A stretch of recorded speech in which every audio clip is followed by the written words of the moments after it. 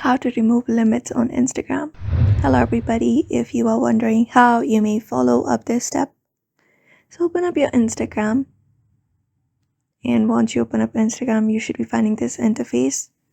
Now from the given interface, head over to the bottom right, tap on your profile, and once your profile opens up, from here head over to the settings by tapping on the menu bar at the top and opening up settings and activity. Now from here scroll down, and here you should be finding an option called how others can interact with you, with an option called limit interactions. So go ahead and tap on that option, and here if you have turned this on, most of the things will be limited on Instagram.